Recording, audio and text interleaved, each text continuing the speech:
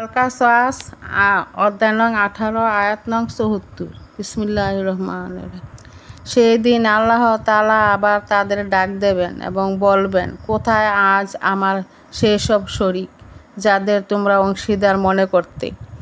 সেই দিন আমি প্রত্যেক জাতির মাঝ থেকে একজন সাক্ষী বের করে আনব।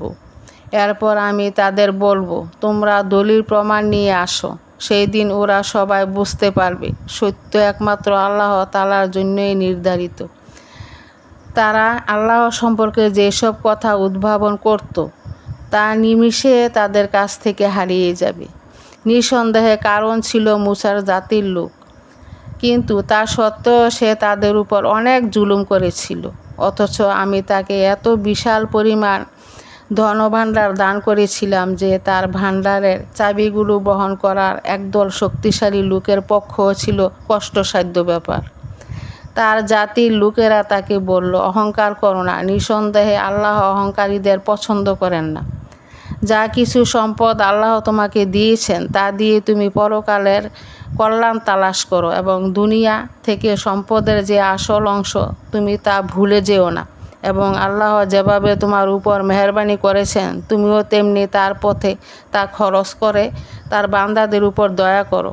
জমিনে বিপর্যয় সৃষ্টি করো না, নিঃসন্দেহে আল্লাহ ফাসাদকারীদের ভালোবাসেন না। কারণ একথা শুনে বলল, এই ধন সম্পদ আমার গান বলে আমাকে দেওয়া হয়েছে। কিন্তু এই লোকটা কি জানতো না আল্লাহ তার আগে বহু মানব গোষ্ঠীকে ধ্বংস করে দিয়েছেন, যারা শক্তি সামর্থ্যে তার চেয়ে ছিল অনেক প্রবল এবং তাদের জমা মূলধনও ছিল অনেক বেশি। অপরাধীদের তাদের অপরাধ সম্পর্কে জিজ্ঞাসাবাদ করা হবে না। এরপর একদিন সে তার লোকদের সামনে জাঁকজমকের সঙ্গে বের হলো। মানুষদের মাঝে যারা দুনিয়ার জীবনের ভোগ বিলাস কামনা করত, তখন তারা বলল, আহা, কারণকে যা দেওয়া হয়েছে তা যদি আমাদেরও থাকতো। আসলে সে একজন মহাভাগ্যবান লোক যাদের আল্লাহ পক্ষ থেকে জ্ঞান দেওয়া হয়েছে। তারা বলল, ধিক্কার তোমাদের এই ধন সম্পদের উপর। যারা আল্লাহর উপর ঈমান আনে এবং নেক কাজ করে তাদের জন্য আল্লাহর দেওয়া পুরস্কারই শ্রেষ্ঠ, আর তা শুধু ধৈর্যশীলরাই পেতে পারে। অবশেষে আমি তার ঐশ্বর্য ভরা প্রাসাদসহ তাকে জমিনে গেড়ে দিলাম। অর্থাৎ আল্লাহর পক্ষ থেকে রিজিক প্রসারিত বা সংকুচিত করা যেটাই ঘটুক না কেন, তা ঘটে তার ইচ্ছাক্রমেই। এই ইচ্ছার মধ্যে তার ভিন্নতর উদ্দেশ্য সক্রিয় থাকে। কাউকে বেশি রিজিক দেবার অর্থ নিশ্চিতভাবে এই নয় যে আল্লাহ তার প্রতি খুবই সন্তুষ্ট, তাই তাকে পুরস্কার দিচ্ছেন। অনেক সময় কোনো ব্যক্তি হয় আল্লাহর কাছে বড়ই ঘৃণিত ও অভিশপ্ত, কিন্তু তিনি তাকে বিপুল পরিমাণ ধন দৌলত দিয়ে যেতে থাকেন, এমনকি শেষ পর্যন্ত তার উপর আল্লাহর কঠিন আযাব নিয়ে আসে।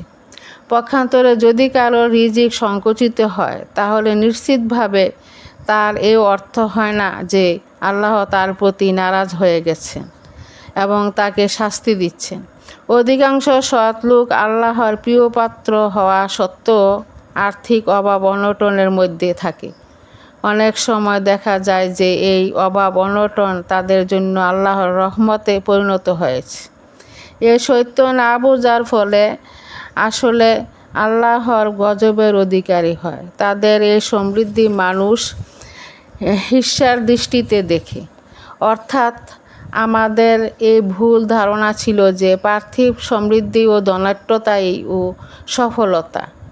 এই কারণে আমরা মনে করে বসেছিলাম যে কারণ বড়ই সাফল্য অর্জন করে চলেছে। কিন্তু এখন বুঝলাম আসল সাফল্য অন্য কোনো জিনিসের নাম এবং কাফেরদের ভাগ্যে জোটে না। কারণের ঘটনায় এই শিক্ষণীয় দিকটি কেবলমাত্র কোরআনে বর্ণিত রয়েছে, বাইবেল ও তালমুদে এর কোনো উল্লেখ নেই। তবে এই দুটি কিতাবে যে বিস্তারিত বিবরণ এসেছে তা থেকে জানা যায় যে বনী ইসরাইল যখন মিশর থেকে বের হয়, তখন এই ব্যক্তিও তখন নিজের দলবল সহ তাদের সাথে বের হয়। তারপর হজরত মুসা আলাইহিস সালাম ও হারুনের বিরুদ্ধে একটি ষড়যন্ত্র করে 250 লোক এই ষড়যন্ত্রে তার সাথে শরিক ছিল। শেষ পর্যন্ত তার উপর আল্লাহর গজব নাজিল হয়ে যায় এবং সে নিজের গৃহে ধন সম্পদ সহ মাটির সাথে পতিত হয়ে যায়।